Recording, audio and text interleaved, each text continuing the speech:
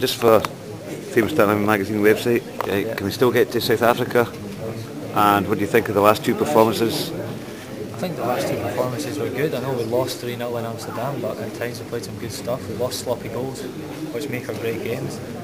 And if Gary's goals disallowed, which it shouldn't have been, it could have been an interesting the last 20 minutes or whatnot. We could have built pressure on like Iceland did to us tonight, and anything can happen.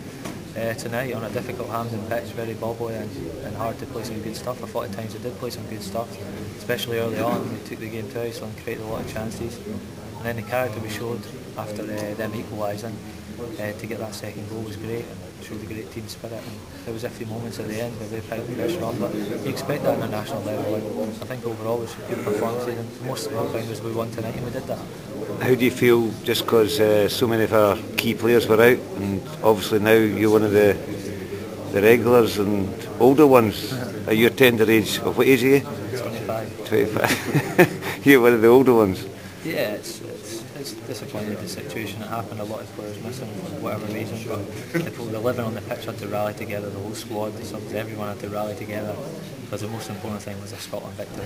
Forgetting everything else that happened for everyone, for the team, for the country, the most important thing is we won the match, and we showed a great togetherness and managed to do that.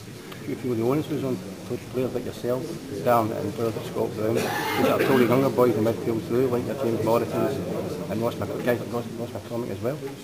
Well, I know what you're saying, but they're top players and they're playing at a top level, but they're inexperienced at international level, and me and Scott have managed to have a few games now. It is important, we're always there and spurring them on and encouraging them and whatnot. We've got a great team and a lot of leaders in that team, which is great. But the young lads, they came in and performed magnificently, they didn't need any help. Their performance spoke for itself, and I think we've got some real prospects for the future in James, Stephen up front, and Ross as well. Fantastic performances.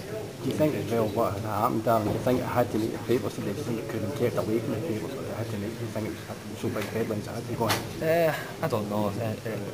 Whatever's happened, we have to deal with it as a squad and not let it affect us, and try and use it in a good way and show that we were together like we did, and everyone's still a valuable member of this squad. And these things like that happen in the papers and in the press, but you've just got to learn to deal with it, and as players you get used to that. It's unfortunate the day of the game, it's not ideal preparation, but we rallied around them and it maybe spurred us on a bit. And the main thing is you got the victory, and that's the most important thing. It was massive. It didn't matter how we came tonight, although we played some good stuff at times. The most important thing was winning the match, and we did that. Have Alan and Barry apologised to the players? I've apologised to everyone. Great turnout for a Wednesday night, and a lot of people coming into work and made the effort to get to the game. It was a good turnout, and the crowd were right up for it. You heard them at the end singing Big Craig's name all throughout the game, at half time and before the game. The build-up was brilliant.